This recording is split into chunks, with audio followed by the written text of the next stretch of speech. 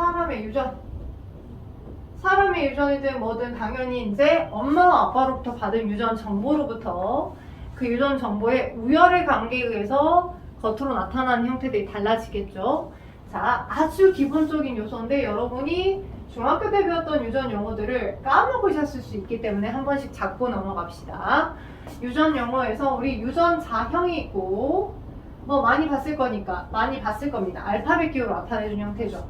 이렇게 아빠와 엄마로부터 하나씩 물려받았는데 서로 다른 유전 인자를 받았을 수도 있고요.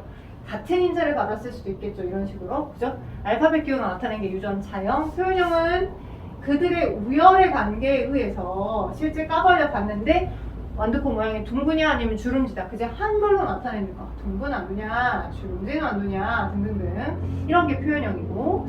자, 순종이 있고 잡종이 있습니다. 근데 이제 간혹 가다가 워낙 유전 가문이 문제의 라이벌리가 높다 보니까 오래되고 굉장히 쌓여있는 문제 유형들이 많다 보니까 이 아이를 자 호모 게이 아닙니다. 호모 HOMO 이렇게 표현하는 이제 영어로 안 나오고 한글로 이렇게 호모라고 표현하기도 하고요.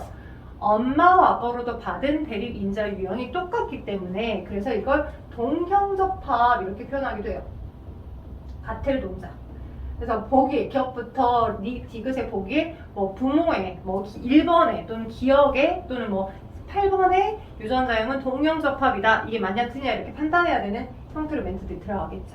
그래서 순종은 동형접합이고 잡종은 헤테로라고 표현하기도 하고요. 헤테로. 당연히 엄마 아빠부터 받은 유전자는 서로 다르니까 얘가 동형이라면 얘는 이형, 다른 입자. 이형접합 이렇게 표현하겠죠. 그리고 멘델의 우열 법칙에 대해서 그죠? 우성이 있고 열성이 있습니다. 기본 정의는 우성은 순종이 엄마 아빠들끼리 결혼을 시켰을 때 둥근 안두, 주름진 안두 이렇게를 결혼을 시켰어. 자손제 1세대 때 오케이? 얘가 줄 수 있는 생세포가 대문자리고 얘가 줄 수 있는 생세포가 소문자리잖아. 그치? 그러면 이렇게 조합된 얘네들 얘가 만들어지겠지. 근데 이들 사이의 우열의 관계가 명확하다 보니까 겉으로는 둥근 것만 표현이 됐던 거지. C를 까발려 봤더니 다 둥근 완두들만 안착되어 있었어.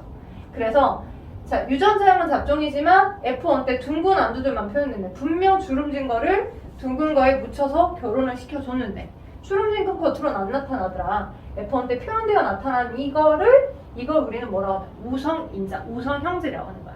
순종들끼리 결혼했을 때 나타난 거. 안 나타난 건 열성인자. 그런 거죠. 이렇게로 기준 정의를 갖는데 보통 가계도 분석 문제를 풀 때 유전병이 정상 유전자에 대해서 우성이다. 유전병이 정상 유전자에 대해서 열성이다. 이런 표현들을 많이 하는 거죠.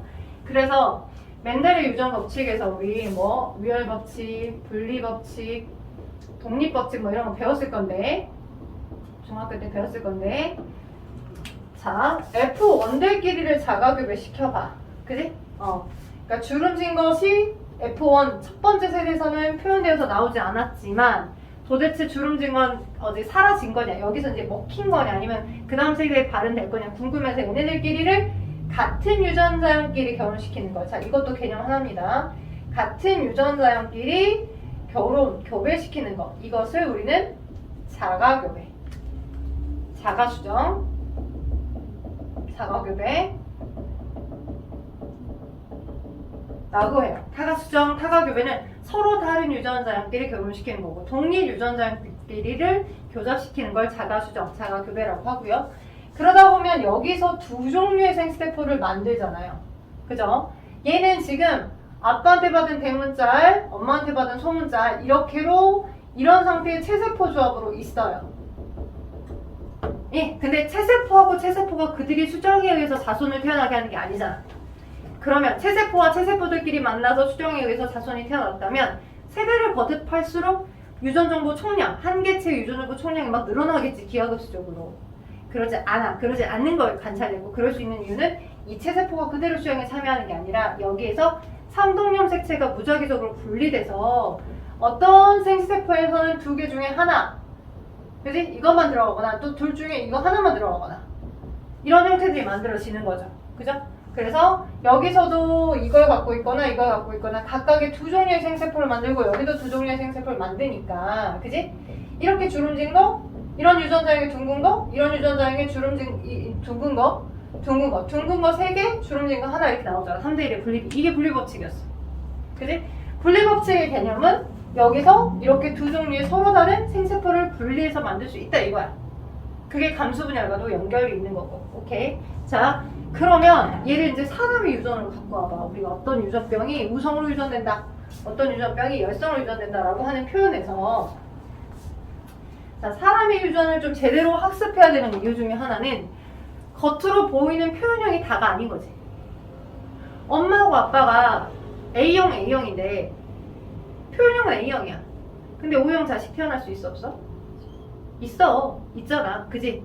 그러니까 겉으로 보이는 표현형이 다가 아니라 표현형은 표현형이지만 표현형을 나타내게 하는 유전 자형의 조합도 이해를 하다 보면, 그지?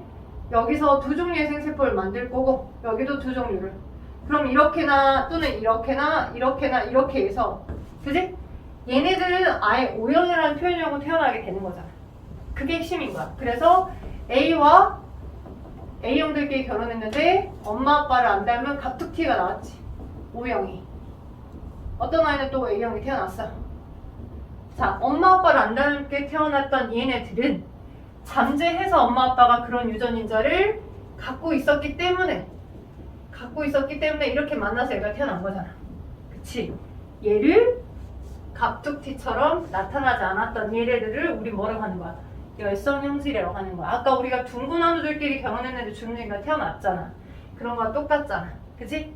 그래서 이건 O형, O 유전자는 A 유전자에 대해서 열성이다 라고 표현하는 거고, 이런 식들이 특정 유전병에 대해서 잠재적으로 유전병에 대해서 이제 정상 유전자에 대해 잠재적으로 열성이다 또는 우성이다 라고 판단할 수 있는 기본이 되는 거야. 그래서 갑툭튀가 태어났다 그러면 이건 열성이야. 열성 유전인자라고 기본으로 기억하시고 있으시면 돼. 자, 여기까지가 기본적인 유전 용어에 대한 접근이었다라고 한다면, 얘네들을 제대로 우리가 단일인자 유전, 다인자 유전, 그리고 그것이 상념색체 위에 있는 것과 상념색체 위에 있는 것으로 나눠서 한번 개념을 봐보고 문제로 접근할 수 있게끔 한번 해보자는 거지. 자, 일단은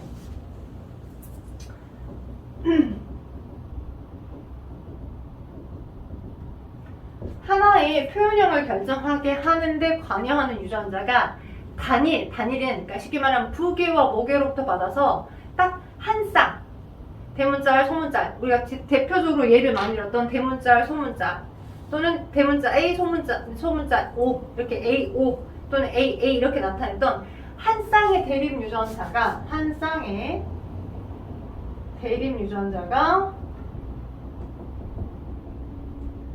하나의 형질을 결정하는 경우, 한 형질을 결정하는 경우, 그거 우린 단일인자 유전이라고 하고, 쟤와 가장 크게 비교되는 게 다인자 유전이야.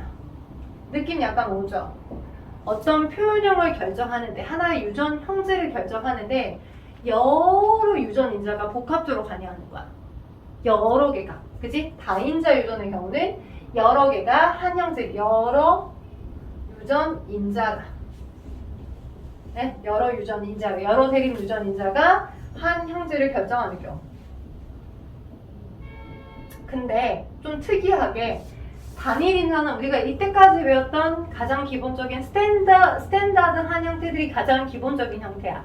아까 뭐 둥글게를 결정해주는 거, 주름지게 결정해주는 게 딱 두 개만 있어서 엄마 아빠로부터 각각을 내가 가지고 있을 때 우열의 관계에 의해서만 나타낸 형태다라고 했다면, 이들은 여러 유전인자가 한 형질을 결정하는데 그 대립 유전자 사이에 우열 관계도 없어.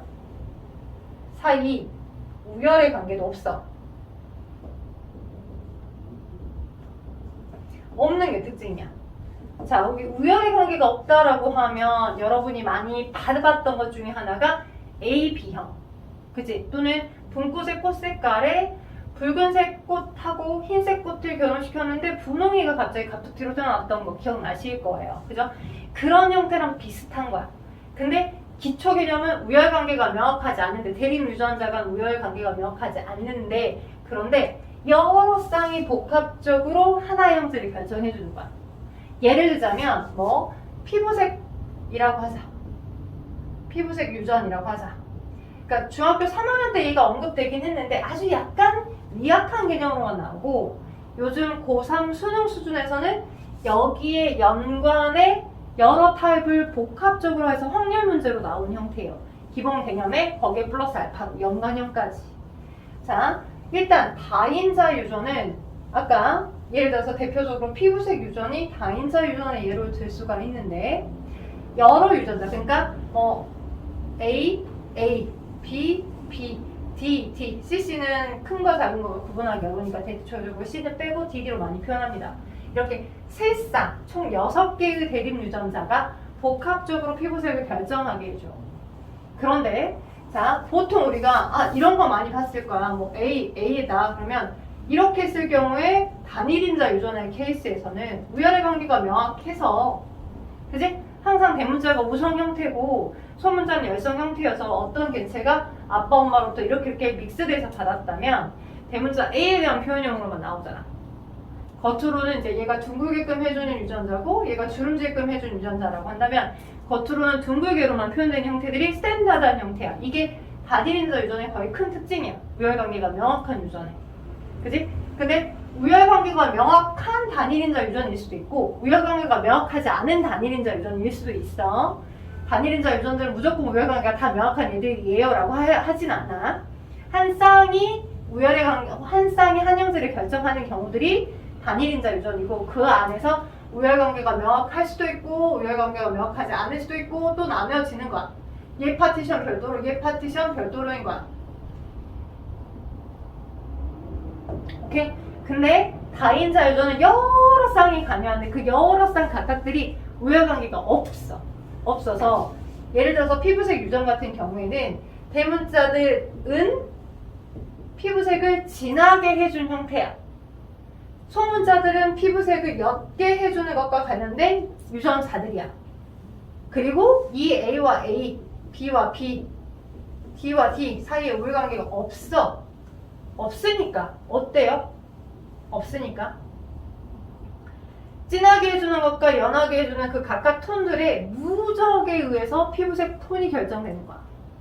그러니까 예를 들자면 이 피부색을 결정해주는 어떤 한 개체, 피부색을 결정해주는 어떤 한 개체의 1번이라고 하는 개체의 유전자형이 이거였어. 그러면 진, 6진이 누적된 형태의 피부색이 나타나는 거야. 6개 진하게 있는 형태가. 그런데 어떤 개체는 진, 여치야.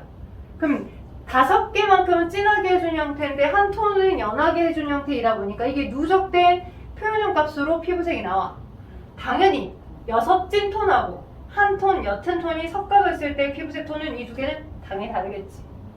이런 식으로 진하게 해준 것과 옅게 해준 것들을 이런 대립 유전자의 누적에 의해서 표현형이 결정되는 형태이다 보니 일반적인 단일인자 유전하고는 표현형의 어떤 확률적 함수가 좀 다른 거야.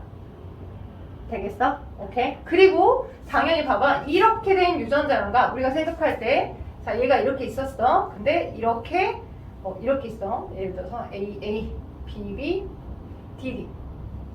그치? 자, 얘는 5개 찐, 하나 옅. 얘도 5개 찐, 하나 옅이잖아. 그치? 근데 여기가 D, D고 여기가 이렇게니까 두 개가 표현형이 서로 다를까? 라고 생각할 수 있지만 둘의 표현형은 어떻다? 같다야. 총 찐, 그 대문자나 또는 소문자의 합산, 그것의 개수의 합산에 의해서 표현형이 결정되는 형태니까. 되겠어요? 오케이? 그러니까 이렇게 된 아이와 또는 이렇게 된 아이의 표현형은 같을까 다를까? 이 둘의 표현형은 같죠. 왜? 3개 찐톤, 3개 옅톤. 3개 찐톤, 옅톤이니까. 무조건 그 개수의 누적에 의해서만 표현형이 결정된 형태가 대체적으로 가장 중요한 다인자 유전의 큰 특징이야. 되겠어? 오케이? 자, 일단 다인자 유전과 단일인자가 약간 다르다라고 하는 큰 맥락만 먼저 잡아드렸고 일단 우리가 흔히 쉽게 접할 수 있었던 단일인자 유전의 상염색체 위유전, 성염색체 위유전 잡고 조금 더 다인자 유전을 디테일하게 한번 가보고 피곤하냐? 장모님 혹시 괜찮냐? 괜찮냐? 오케이. 자, 그러면 지금 단일인자 유전 설명해 드렸고요. 오케이. 오케이. 그리고 한 쌍의 대립 유전자가 한 형질을 결정해주는 형태들. 자, 단일인자 유전 안에 단대립 유전과 그다음 복대립 유전 두 종류로 나눠서 또 이거를 단대립과 복대립으로 나눕니다.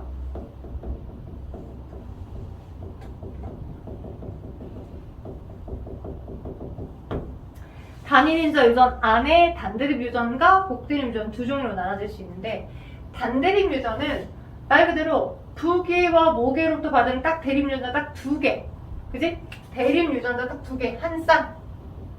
한 형질을 결정하는 게 딱 한 쌍. 그리고 복대립도 한 형질을 결정하는 게 한 쌍이긴 한데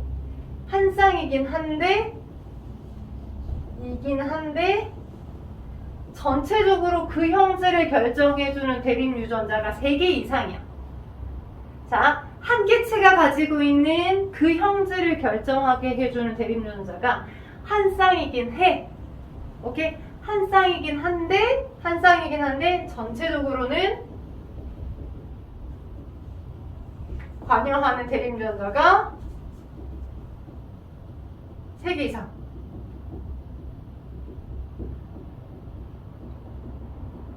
이 경우가 복대립 유전이야. 오케이? 여러분 이미 복대립 유전을 배웠어. 중학교 때. 뭐? A, B, O식 혈액형. 오케이? 왜요? 자, 한 사람 한 사람은 아빠로부터 엄마로부터 하나씩 물려받아서 아빠로부터 A 받고 엄마로부터 O 받고, 네, 아빠로부터 B 받고 O 받고, 오케이? 또는 O 받고 O 받고, 오케이? 한 사람 딱 2개만 있어. 근데 전체적으로 그 A, B식 혈액형을 결정하는 유전자가 A 유전자, B 유전자, O 유전자 3개 있잖아. 거기에 복대립 유전이라고 해서 무조건 A, B식처럼 2개는 대립 우열관계가 없고 얘네들끼리는 우열관계가 명확한 무조건 이 타입만 있는 건 아니야. 오케이? 어떤 복대립 유전 같은 경우는 3개의 대립 유전자가 관여하는데 이들 사이에 완전히 우열관계가 명확할 수 있어. 돼요? 자, 이럴 경우, 자, 우리 봐봐. 이럴 경우에 이것에 의해서 관여하는 복대립 유전 같은 경우에 나타날 수 있는 표현형의 가지수가 몇 개 있어요. A와 B 사이에서 우열관계가 없어요. 근데 A와 O 사이에서는 우열관계가 있어요. B와 O 사이에서 있어요. 몇 개 있어요. 나타날 수 있는 표현형의 가지수. 해보자. 자, 아빠와 엄마로부터 이렇게 받을 때는 특별하게 넌 A, B형이어야 되잖아. 우열관계가 없으니까. 쌤이니까. 둘 다 다른 데서. 이렇게 할 때는 A형. 우열관계가 A가 세니까 A형. 그지? 이렇게도 A형. 그지? 이렇게 할 때는 B형. 그지? 이렇게 할 때는 또 얘도 B형. 그치? 이렇게 할 때는 O형. 그쵸? 유전자형은 하나, 둘, 셋, 넷, 다 6개 나오고. 그죠? 유전자형은 6개 나오고 A, B형, A형, B형, O형 몇 개? 4개 나와. 4개. 그죠? 표현형은 4개 나와. 이럴 경우에 쌤인 형태들도 있으니까. 근데 얘일 때는 유전 표현형 몇 개 나올까? F, EF 1로 나올 거고 E 1로 나올 거고 그치? FF F로 나오겠지. FG F로 나올 거야. 그쵸? 오케이? GG G일 때만 G 나오겠지. 그죠? 오케이? 우열관계가 서로 순차적으로 이렇게 있을 경우에 나올 수 있는 표현형의 가지수는 E형이나 F형이나 G형이나 딱 3개밖에 안 나와. 오케이? 그래서 자, 우열관계가 서로 완전히 명확한 형태 3종류의 대립유전자가 관여하는데 이? 3종류의 대립유전자 3개 이상이니까 3개의 대립유전자가 관여하는데 서로 우열관계가 완전 명확한 경우는 3개의 표현형 가지수가 나올 거고 어떤 same 관계가 하나가 있다 그러면 4개가 나온다는 거. 팁이야. 그지? 꼭 이런 타입이어야지만 다 복대립인 건 아니야. 이런 타입도 있고 이런 타입도 있어. 유형 문제 풀 때 많이 나오니까 알아두셔. 자, 그래서 이게 단일인자 유전의 단대립 유전과 복대립 유전에 대한 개념을 잡아드려 봤어요. 그게 여러분 교재에 지금 단일인자 유전에 여기 띡 하나만 나와 있는 형태인데 한 장 넘겨봐봐. 제가 여러분이 고2 정도니까 굉장히 기본적인 형태의 그 199쪽 위에 나와 있는 사람 유전의 연구 방법은 읽고만 가겠습니다. 그쵸? 유전 연구 방법 당연히 임의교배 불가능하잖아. 내가 사랑하지도 않는데 내 혈액형이 뭔지 알아보려고 결혼할 수 없잖아. 자석 삐삐어 나올 수 없잖아. 그래서 역학적 조사죠. 역학적 조사는 밑에 그 형질을 가지고 태어난 자손으로부터 왜 때문에, 엄마 때문인 건지 아빠 때문인 건지 위쪽으로, 아래서부터 위로 추적해 가는 거죠. 누구를 닮은 건가? 이게 가계도 조사인 거고. 그 다음 쌍둥이 연구는 요즘 안 해요. 옛날 꽃날에는 일란성 쌍둥이, 입양대기 중인 일란 쌍둥이를 이 형질이 환경을 많이 영향받는 거냐 아니면 유전적인 영향을 많이 받는 거냐 싶어서 아예 그냥 입양 대기 중인 얘네들을 합의도 안 보고 걔네들한테 야 이렇게 서로 너네 떨어지게 할 거야 이거 하지 않고 그냥 조사 관계에 의해서 서로 다른 환경으로 입양을 시켜본 거야. 잘 사는지 못 사는지 뭐 극단적으로 비교하자면. 그래서 10년 뒤에 뭐 키, 지능, 몸무게, 혈액형 또는 뭐 성별 바뀐 게 있는지 또 10년 뒤에 각각 또 지능, 키, 몸무게 바뀐 게 있는지 또 10년 뒤에 또 바뀐 게 있는지 그랬더니 지능이나 키나 몸무게는 유의미한 차이를 보였어요. 키, 지능, 몸무게는. 오케이? 근데 혈액형 안 바뀌었어요. 성별 안 바뀌었어요. 그래서 혈액형과 성별은 유전적 영향을 많이 받고 환경적인 영향보다는 그지? 근데 키나 몸무게나 지능은 환경적 영향을 많이 받는 그런 형질이구나. 그런 걸 알아낸 거야. 지금은 안 해. 그지? 지금은 사람을 실험 대상 삼아서 합의 없이 그렇게 할 수 없어요. 자, 다음 집단조사는 왜 그 지역에 이런 유전자형이 많은 거지? 왜 이따위의 형질이 이 집안은 여기 이쪽 지역에 많은 거지? 뭐 남모양 적혈구 빈혈증 같은 경우나 말라리아가 막 유발되는 그 지역에는 그런 백인유전자가 많잖아. 그러니까 특정 집단을 대상으로 형질이 나타나는 빈도에 대해서 역학적인 조사를 해보는 게 그게 집단조사야. 특정 그 집단이 뭔가 이유가 있겠다라고 분석을 하는 거죠.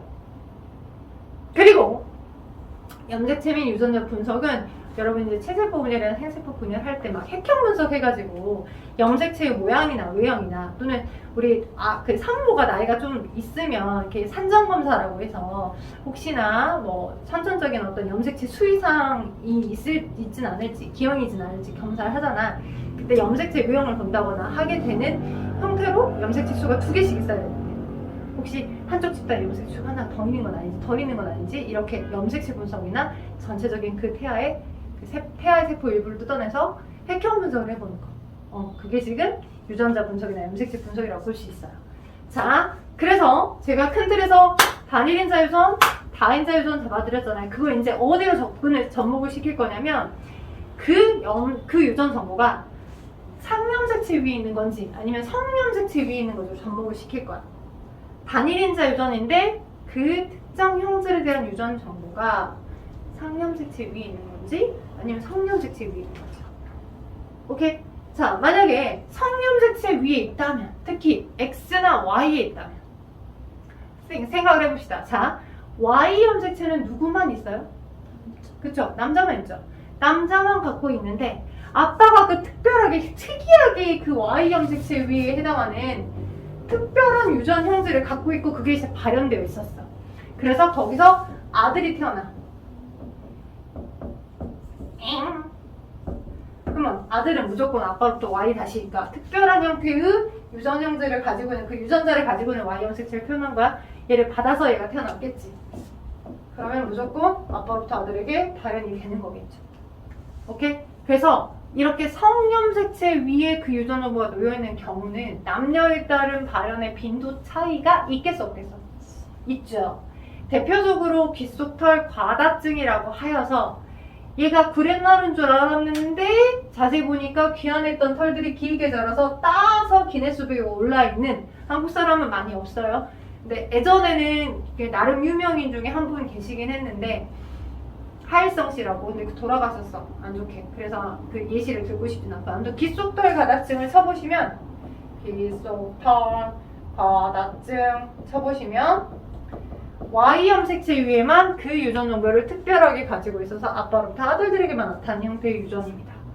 다른 데는 안 나타나요. 만약 변이가 있어서 Y 염색체에 해당하는 그 유전자가 이제 나중에 우리가 돌연변이 같은 거 배우거든요, 이 단원에서. 근데 막 전자가 됐다거나 딸이 가지고 있는 형태의 상염색체에 넘어가서 돌연변이가 생겼다거나 그럴 경우만 그렇게 돌연변이에 의한 경우에서 나타나는 거고, 그리고 문제를 풀 때는 보통 돌연변이나 교차는 고려하지 않는다라고 보기 때문에 대체적으로는 다 당연히 누구에게만, 아들들에게만 나타나는 형태가 되는 거죠.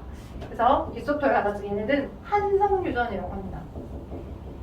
이런 개념이 내신에서 나올 수 있겠죠. 한성유전은 Y형 색채를 따라 유는 형태들이고 여러분 책에는 나와 있지는 않더라고요. 자, 제가 성형색채 유전을 먼저 지금 설명하고 있습니다. 넘겨보셔서 어디 쪽이냐. 자, 201쪽? 네, 201쪽에 성형색채 유전에 대한 표현들이 나와 있는데 반성유전과는 달라요. 자, 한 켠에다 적어두세요. Y형 색자를 따라 유전되는 건 한성유전이고 남자에게 남자부터 아빠로부터 아들들한테만 가더라.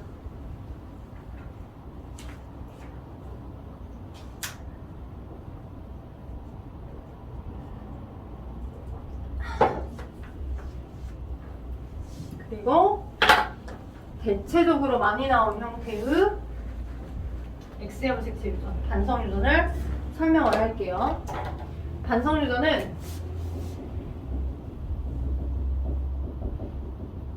X형 색채 위에 그 유전 정보가 놓여 있어서 X형 색채를 따라 유전되는 겁니다. 근데 이제 또 여기서 헷갈리지 않으셔야 되는 게 반성유전들이면 다 열성유전이다라고 착각할 수 있는데 반성유전인 것과 그 대립유전자 사이에 정상유전자와 유전병 유전자 사이에 누가 우열 관계가 명확한지에 대한 건 별개야. 그러니까 반성유전인데 어떤 건 열성유전일 수 있고 반성유전인데 어떤 대립유전, 어떤 형태의 유전병은 우성유전일 수도 있는 거야. 오케이? 그 두 개가 별개이니까 걔도 판단해야 되고 얘도 판단해야 되는 거야. 오케이? 그래서 반성유전은 X형 색채의 유전인 거고 여러분이 중학교 3학년 때부터 계속 많이 들었던 형태들은 열성유전 형태들을 너무 쉽게 잘 접근하고 있었어. 그래서 아까 갑툭튀 예를 들자면 아빠, 엄마 정상이었는데 여기서 유전병이 자식이 태어났어. 이렇게.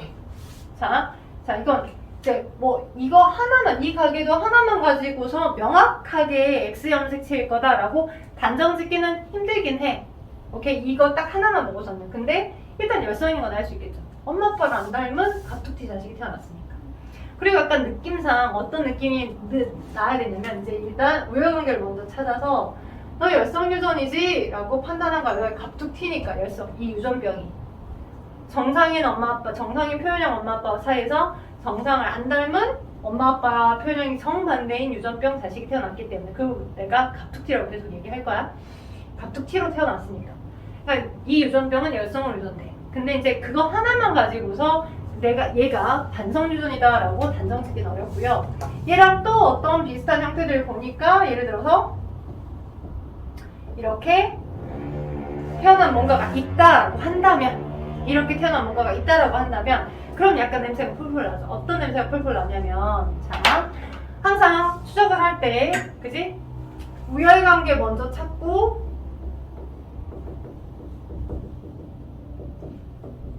여러분이 고2들이어서 제가 굉장히 빠른 속도로 개념을 나가고 있습니다. 현재 알아먹고 있는 것 같아서.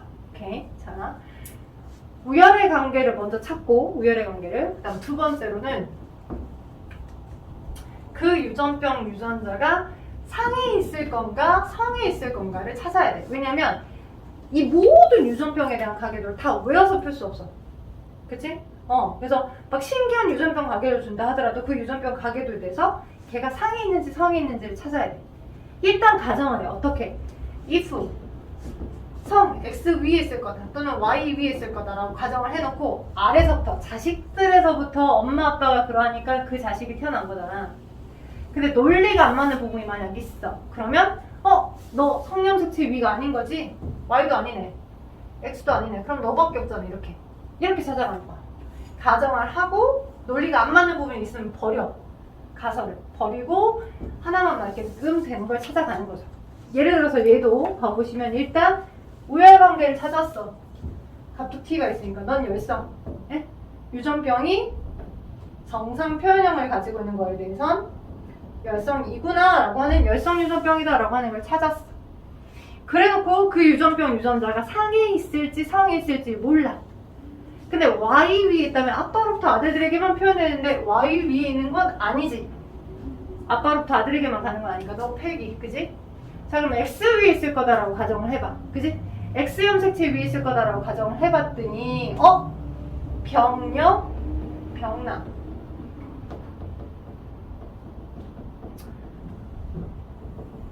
자, 우리 생각을 해봅시다. 아들의 X 염색체는 누가 줘? 100%? 자, 아들의 Y 염색체는 아들이에요! 라고 하는 건 아빠가 뭘 줘서? 이 남자 자식에게 아빠가 Y 염색체를 줘서. 그치? 그리고 이 자식은 X 염색체를 단 하나 갖고 있어. 딱 하나. 이 X를 줄 수 있는 사람은 이미 아빠한테 하나를 받았기 때문에, 아빠한테 반틈을 받았기 때문에 나머지 반틈은 무조건 엄마가 주는 거야. 그치? 엄마가 무조건 채워서 주는 건데, 엄마가 생명은 열성 유전인 거 알고 계시잖아요. 그쵸? 생명은 X', X' 여자들에게 둘 다 생명 유전자를 갖고 있을 경우에만 생명으로 표현돼. 그런데 엄마가 이런 상태인데 생명인 엄마였다면 거기서 태어난 자식은, 아들은 100% 생명인 거죠. 둘 중에 줄 수 있는 타입이 다 X'밖에 없으니까. 지금 보니까 열성이라고 감지를 했고 엄마가 병녀인데 거기서 태어난 자식들은 다, 아들들은 다 병남이네. X', 아, 그럼 넌 X 염색체 위에 있는 거네. 이렇게. 오케이? 이런 식으로 찾아 들어가는 방법들이, 노하우들이 기본적으로 있어. 열성 유전자에서. 병남, 병녀, 병남들 기억하시고, 여기서는 왜 이게 가능한 거야? 얘가 뭐였던 거야? 하나는 병남인데 하나는 정상 남자가 태어날 수 있었던 이유는 이 엄마가 뭐였기 때문에. 그걸 보호인자라고 해. 잡종. 우리가 성염색체 뭐 이것도 다 잡종, 이걸 잡종이라고 표현하잖아. 근데 유독 사람 유전에 대해서는 잡종 형태로 갖고 있는 걸 보호인자라고 표현하더라고. 보호인자. 그러니까 하나는 정상 X염색체를 가지고 있는데 하나는 생명이 유전병을 가지고 있는 X염색체를 갖고 있다 보니까 얘가 얘에 대해서 우선이어서 겉으로는 엄마는 정상으로 표현됐고 이 아들은 하필이면 이걸 받아서 된 거고, 이렇게 전에 받은 그 관계도 찾으라 해. 우리 그 유전 문제 풀 때, 그지? 뭐 얘가 1번, 2번, 3번, 4번, 5번, 6번, 7번, 8번, 9번 이렇게 해서 누구로부터 물려받은 거야? 너네 찾아내. 이렇게 전달받는 관계들을 역추적하도록 하기 때문에 이런 걸 좀 습관 들어서 생각하시면 좋아요. 빨리 늘 거예요. 되겠어? 그래서 이런 식의 진행으로 되더라. 그리고 지금 저는 생명에 대한 얘기처럼 얘기를 했지만 이렇게 열성 유전이고 열성으로 유전된 형태들이고, 만약 우성 유전이라면 우성 X염색체 위인데 그 유전병이 우성으로 유전된 형태라고 한다면 단서가 될 수 있는 게 뭐가 있냐? 자, 반대로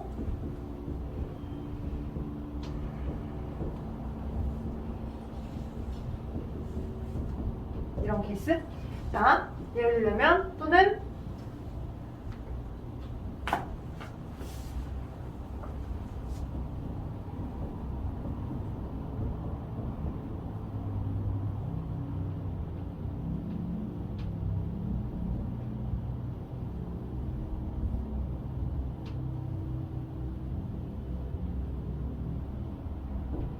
이런 거. 오케이. 자, 아까 위에 거랑 똑같은 형태인 것 같은 느낌적인 느낌이지만, 잠깐만, 머리를 보여보자.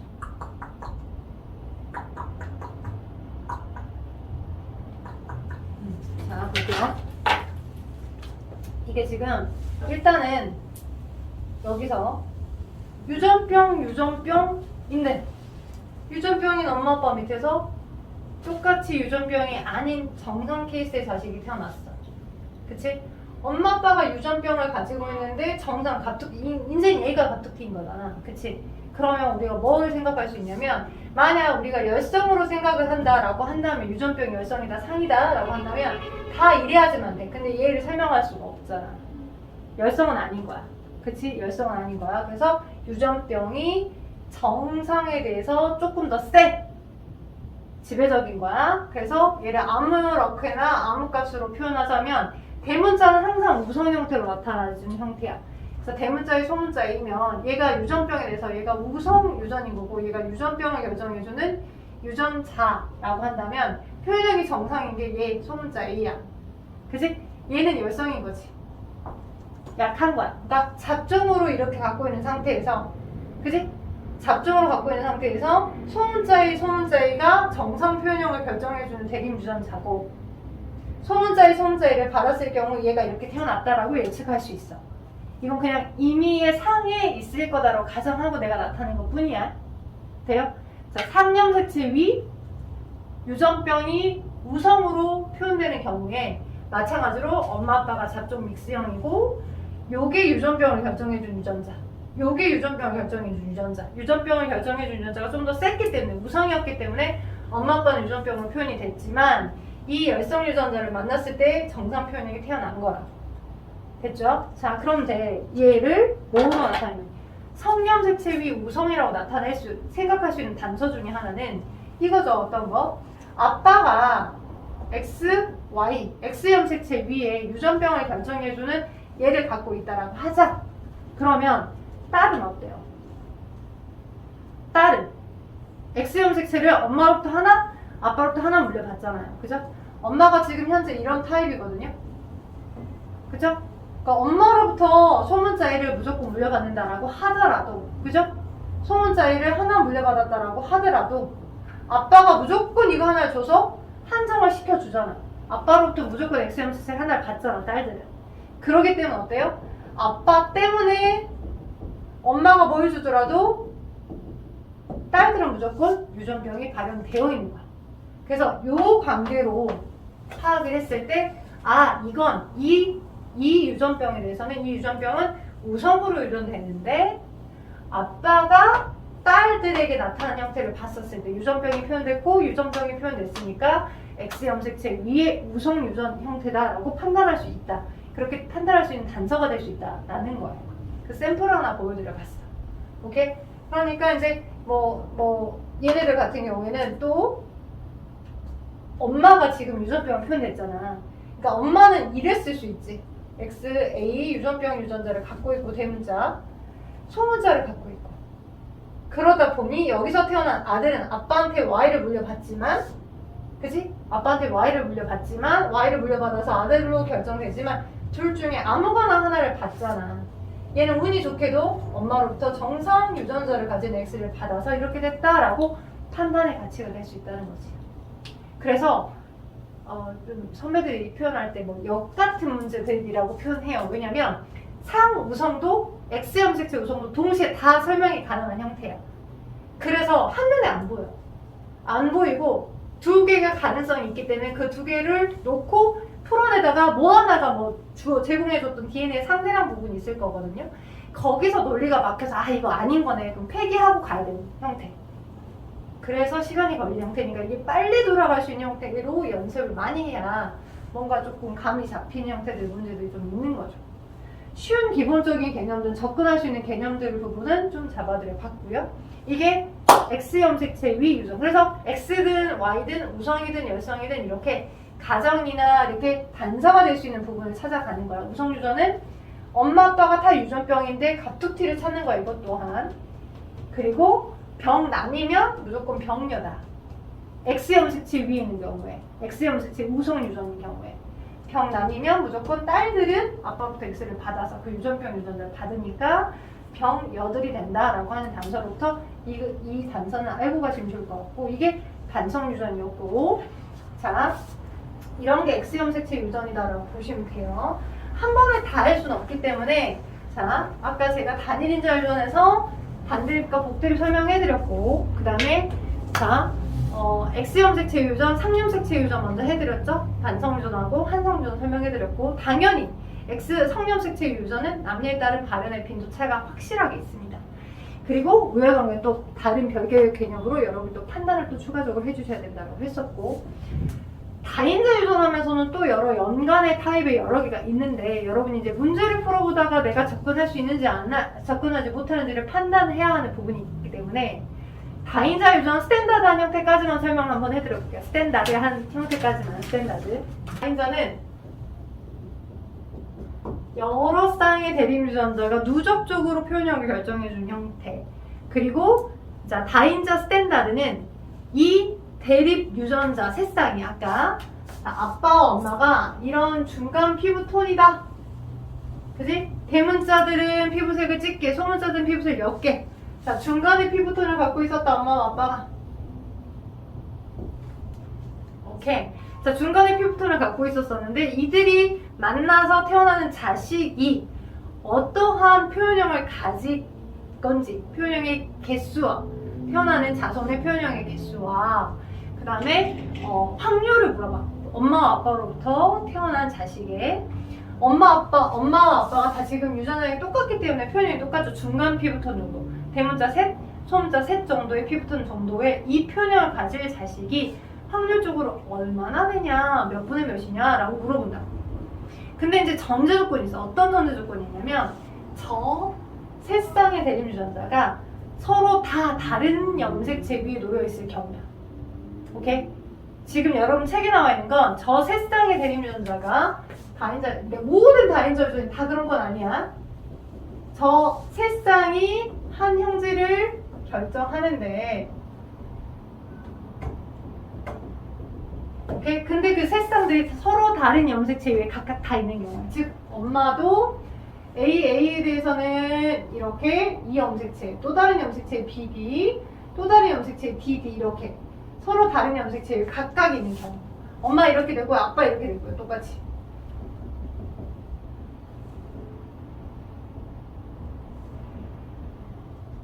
오케이? 이렇게 되고. 중3 때 배웠던 생세포 분열 기억나는 사람? 안합니다. 껌껌해졌어요, 갑자기. 야, 그럼 이거는 토요일날 감수 분열까지를 하고 넘어가서 해야 되겠다. 안 그러면 이거 확률 계산할 때 힘들어. 여러분 힘들어. 그 나눠지는 과정 힘드니까, 감수 분열하는 과정 힘드니까 일단 이건 일단 접어둬보고, 아까 드렸던 이제 지금 책이 있으신 분들은 여기 한번 봐볼까? 나눠드렸던 프린트가 아마 210쪽부터, 그죠? 210쪽부터 210, 야, 욕심껏 217쪽까지 복사해줬었단 말이야? 몇 개 문제만 초이스해서 한번 같이 접근해보자. 215쪽에 27번, 29번, 30번 동그라미 잡아. 세 문제. 지금 먼저 해줘봐. 뒤에서부터 앞으로 가게. 일단 또 답을 먼저 불러드릴게. 27번은 5번, 29번에 4번, 슬프네요. 30번에 4번. 네, 해볼게요. 자, 철수의 가족과 영희의 가족을 대상으로 정록생명이니까, 정록생명이니까 기본 정보는 정록생명은 무조건 X염색체 열성입니다. 자, 이미 정보를 알고 있으니까 너무 쉽게 가겠네. 자, 일단 남자들이 쉬워. 왜? 생명은 X염색체 유전은 남자는 보이는 게 다야. 생명이면 넌 프라임, 성성이면 넌 X, Y 이렇게지. 그 다음 너는 생명이니까 X 프라임, X 프라임, X 프라임, Y. 그 다음 영희. 근데 이제 영희는 당연히 뭐겠네. 딸인데 아빠로부터 하나를 받아 태어나야 되니까 영희는 무조건 보인자야. 겉으로는 정상이지만 아빠로부터 무조건 받으니까. 그래서 자, 철수가 있고 영희가 있는데, 자, 여기서 영희는 정록생명 대립 유전자를 아버지로부터 받았다. 영희의 정록생명 대립 유전자는 아빠부터 받았다. 맞죠? 그다음 니은 철수와 영희 사이에서 태어난 아들이, 자, 슬러시 그어봐. 철수와 영희에서 태어나는 아들이, 모든 자식이 아니라 아들이, 아들로 먼저 한정을 한 거야. 그지? 그러면 아들이 생명일 확률은 아빠가 Y를 줘서 아들을 결정을 할 거잖아. 그러니까 아빠의 Y 염색체 하나는 박아놓고 엄마가 어떤 X 염색체를 주느냐에 따라서 아들이 생명이냐 정상이냐 그 확률이 나오겠지. 왜? 아들이라는 건 아빠가 Y를 줘서 아들로 한정되니까.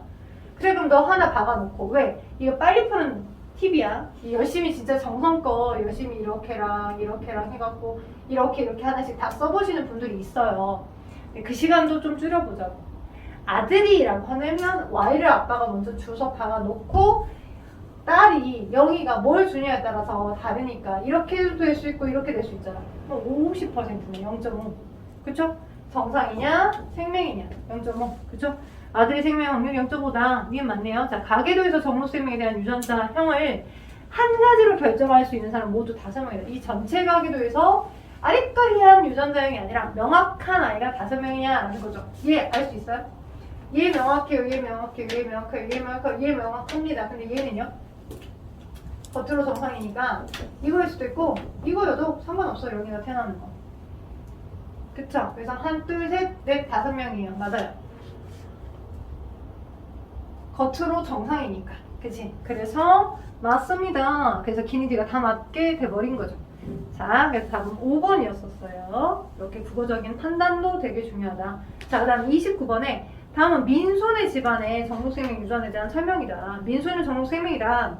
민수의 할머니는 정록생명에 대한 보험도. 자, 민수의 근데 봐봐. 선생님 할머니가 여러 명이잖아요. 외할머니 있고 외할아버지 있고 막 많은데 이거 어떻게 알아요? 자, 희한하게 외할머니면 외할머니라고 해. 외할아버지면 외할아버지라고 하고 친은 안 쓰더라. 기분 나빠. 왜? 그냥 할머니 할아버지면 다야? 친은 안 쓰더라. 친은. 자, 그래서 민수는 정록생명인데 그래 민수가 정록생명이래. 민수의 할머니가 정록생명에 대한 보험자다. 그럼 할머니면 아빠 쪽에 이쪽이네. 그지? 아빠 쪽이 이쪽. 할머니가 보인자. 그렇지? 근데 아빠가 어떻게 됐는지 모르겠어. 민수의 외할아버지는 정록생명이래. 외할아버지가. 그러면 외할아버지가 정록생명이니까 엄마 쪽 이렇게 태어났겠지? 이렇게 갖고 엄마가 태어났을 거야. 자, 그러면 민수의 외할아버지가 정록생명이니 엄마는 그지? 엄마는 일단 X'을 갖고 있어. 그치?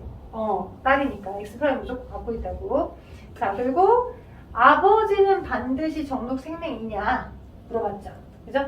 할머니가 뭐예요? 보인자잖아. 그지? 그러면 이 민수 아빠의 아빠가 Y를 줬겠지.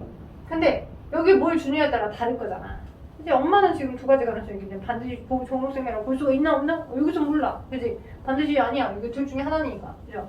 반드시 생명이라고 볼 수 없어. 자, 어머니는 정록생명의 대명 유전을 갖고 있다. 예. 민수의 어머니는 정록생명의 대명 유전을 외할아버지 때문에 갖고 있어요. 맞습니다. 민수의 정록생명의 대명 유전, 민수가 가지는 정록생명의 대명 유전자는 누구로부터? 민수야 X 프라임 누가? 엄마가. 그쵸? 이 엄마는 누가 줬을까? 외할아버지가. 그죠? 그래서 정록생명의 대명 유전은 할머니로부터 물려받는 것이 아니다. 네, 맞아요. 할머니는 이쪽이니까. 아, 맞아. 그죠? 이쪽 외자가 붙었으면 몰라도 그죠? 왜 할머니도 아니죠? 왜 할아버지니까. 이걸써 받은 것이 아니다. 그래 맞다. 그러니까 받은 것이 아니다 해놓고 또 본능적으로 끄서버려. 아니다라고 판단해서 그래 끄서버려. 네, 아니다가 맞으니까 니은 디귿 답 4번이에요. 자, 그 다음 30번은 답 4번이었었어요. 풀어드려야 될까요? 왠지 풀어드려야 될 것 같은 느낌적인 느낌인데 아닌가? 괜찮아요? 안 괜찮아요? 예, 30번 한번 가져와. 어차피 여기 써놨으니까. 자, 30번. 이런 문제 안 준다. 우리 지금 웃으면서 호호호호 웃으면서 풀 수 있어야 돼. 호호호. 왜? 이 성염색체 유전이고요. 열성 유전이에요. 라고 하는 정보를 다 줬어. 안 줘! 양아치처럼 안 줍니다. 다 우리가 다 판단을 해야 되는데 지금 워밍업 이제 이게 연습하는 문제니까 이 정도는 웃으면서 풀어줘야 된다. 이 정도인 거죠.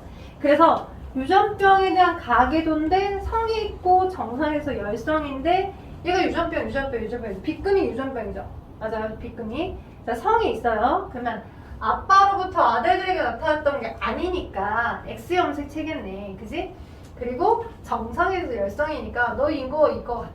그지? 그리고 이거인 것 같아. 그지? 아빠가 Y를 줬겠지? A가 Y를 줬을 거고 나머지 여기 둘 중에 얘를 받았을 거야. 이렇게.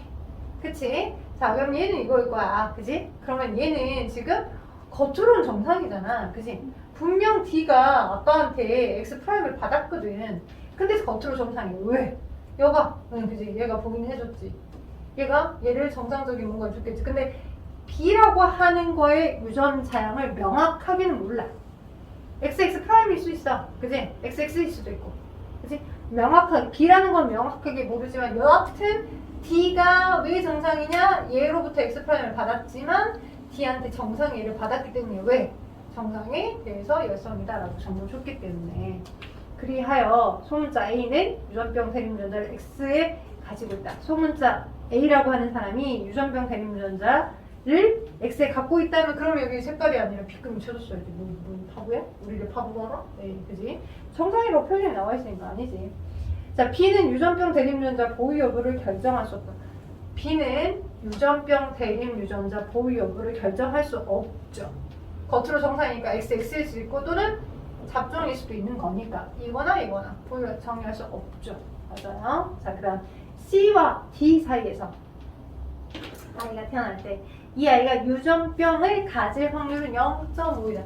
C와 D 사이에서 아이가 태어날 때. 자, 그렇다면 뭐 이렇게 습관을 어떻게 들이시냐에 따라 다른데 남자아이 여자아이 따로따로 생각할 수도 있고요. 그냥 아까 얘기했던 것처럼 하나씩 봐보실 수도 있는데 좀 이렇게 아들은 또는 딸은 이렇게 들어가는 경우도 있어서 저는 그냥 하나 고정해놓고 확인해보고 하나 고정해놓고 확인해보고 이렇게로 하는 편인데 얘를 고정해놓고 엄마가 준다라고 했을 때 이제 아들 이렇게 되겠죠? 얘를 고정해놓고 엄마가 2개 중에 하나 줄 거니까 그러니까 아들 중에서도 확률이 반반이죠. 그죠? 그 다음에 아빠가 X' 무조건 줄 거니까 X'을 고정해놓고 엄마가 주는 전제로 보게 되면 생명 정상. 딸도 반, 아들도 반. 그죠? 반반이죠. 다. 그래서 정상 자녀 반, 유전병 자녀 반.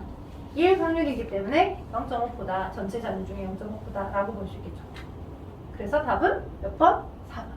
자, 이런 느낌적인 느낌으로 갈수록 조금 더 쉬워질 수 있어요. 앞으로 오셔서 그 나눠줬던 프린트에 212쪽, 213쪽인데 또 불러드려 볼 테니까 가봅시다. 15번 212쪽에 15번 213쪽에 17번 그리고 18번 19, 20번 너무 많나?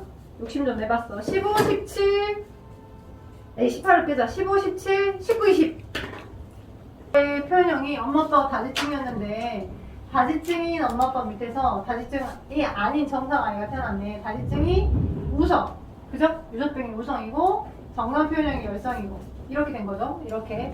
자, 근데 지금 이런 상태인데 우성은 대문자 T, 열성은 소문자 T로 표현한다. 그럼 기억 맞죠?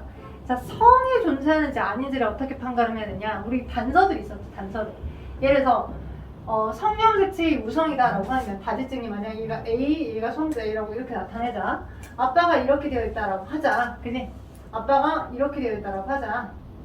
그지? 그럼 여기서 태어난 딸은 무조건 이걸 갖고 있으니까 성염색치 위에 있을 것 같아. 여기는 일단 논리가 맞아. 그지?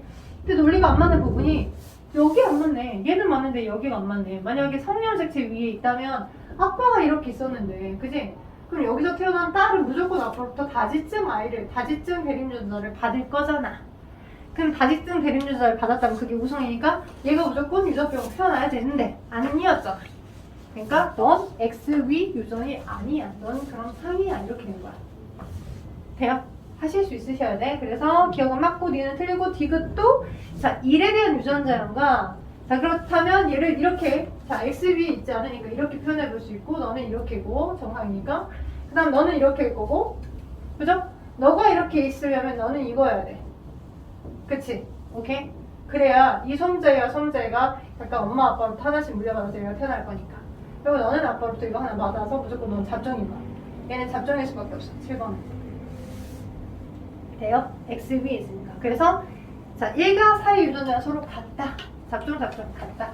자, 그 다음에 17번은 자, 너무 간단하니까 생명이고 그래서 그림을 그리진 않았습니다. 왠지 19번과 20번을 해줘야 될 것 같은 느낌이라서 그리고 17번에 거기 6번과 7번 사이에서 자식이 이렇게 뿅 나오잖아. 그치? 이런 형태도 있고 6번과 7번 사이에서 만약에 이렇게 나왔다가 이렇게 자식이 나왔다라고 하면 이게 쌍둥이들인데 이 둘 다 쌍둥이들인데 정보가 좀 다른 쌍둥이에요. 자, 일란성 쌍둥이는요. 일란 쌍둥이는 엄마하고 아빠로부터 물려받은 하나의 그러니까 한 개의 난자에 하나의 정자가 들어갔던 하나의 수정란이 계속 2세포기 4세포기로 막 만나를 하다가 중간 과정에서 어찌됐지 모르겠지만 잘 뚝 분리가 돼서 그 하나의 시기에 같이 착상돼서 태어나는 거야. 원본은 하나의 수정란이었어. 이게 원본은 하나의 수정란이었던 거. 이게 일란쌍둥이고요. 얘는 일란성이고요. 이란성은 얘입니다. 그죠? 난자가 각각 운이 좋게도 여러 난자가 배란되어 있었던 거고 거기에 각각의 여러 정자들이 서라운드를 돌다가 하나의 정자들이 하나의 정자들이 뿅 들어와서 얘는 이란성이에요. 오케이? 그런데 이란성이어도 성별 똑같을 수 있죠. 성별 다를 수도 있고요. 그죠? 그래서 지금 현재는 얘는 이란성 형태들인 건데 여튼 일단 그래도 9번, 10번은 서로 딸이다라고 하는 정보를 줬잖아. 단 이유까지 정보를 봐야 돼. 다 딸이다라고 했어. 9번, 10번은 딸이다. 그래서 5가 보인자의 확률은 아빠가 X 프라임 Y니까 5번이 딸이잖아. 아빠부터 X 프라임 무조건 받잖아요. 그럼 100%죠. 그죠? 자, 정록 생명이라고 정보를 줬죠. 1번이 생명이에요. 아빠가 X 프라임 Y예요. X 프라임 Y로부터 무조건 거기로부터 딸은 무조건 아빠부터 X 이러면서 하나 받으니까 5가 보인자의 확률은 100%. 엄마든 아닌데 상관없어. 100%야. 네. 자, 그래서 보인자 X 프라임은 최소한 보인자야. 최소한 보인자. 최소한이 아니네. 겉으로 정상이라고 했으니까 100%네 무조건. 100%네. 자, 그래서 기억 들어간 거 다 틀려. 제껴. 자, 그 다음 니은 7은 3과 4로부터 정록 생명 대립 유전자를 각각 하나. 그래. 생명이 여자잖아. 하나씩 물려받았지. 그러니까 4번이 지금 X 프라임 X야. 그치? X 프라임 X야. 오케이?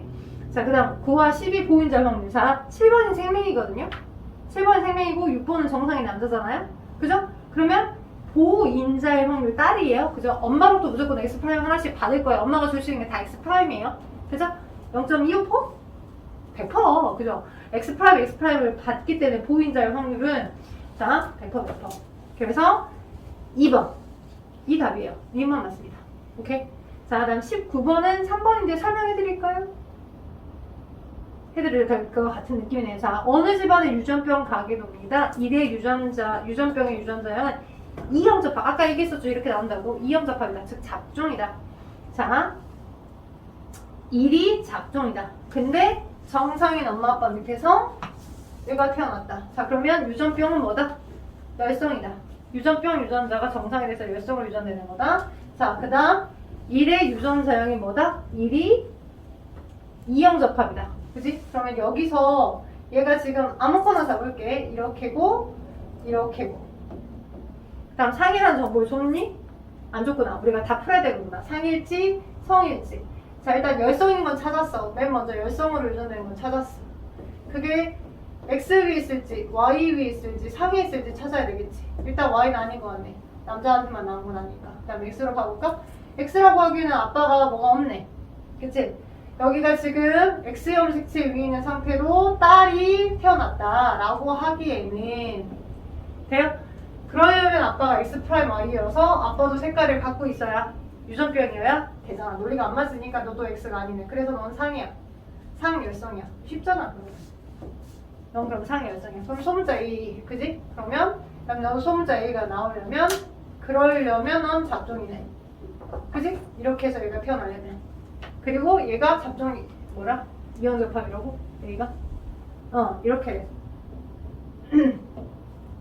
네, 여기가 2번이 정상이니까 얘랑 얘가 에서 태어난 정상이 얘네 무조건. 쉽네. 그러면 A는 자, A가 유전병을 나타낼 확률은 0.5일까요? 0.25일까요? 0.25죠? 이렇게와 이렇게와 이렇게는 다 정상 표현형. 이렇게일 때만 유전병 표현형이잖아. 그치? 그래서 자, D가 틀리고요. 니은 맞고요. 기억 맞고요. 자, 20번은 3번이에요. 오케이? 괜찮아요? 오케이. 그래서 이 정도는 웃으면서 뺨을 치듯이 풀 수 있을 정도를 만들어야 그 다음 단계를 가든 말든 그 다음 단계를 두려워하든 안 하든 할 수 있어요. 그래서 제가 오늘 복사해드린 부분 있죠. 이거를 뒤에 아마 제가 붙여둔 216쪽과 217쪽 부분은 문제 난이도가 조금 있어요. 그러니까 앞에 거를 먼저 풀어보시고 216쪽과 217쪽까지 풀어오시는 게 과제가 되겠습니다. 화이팅!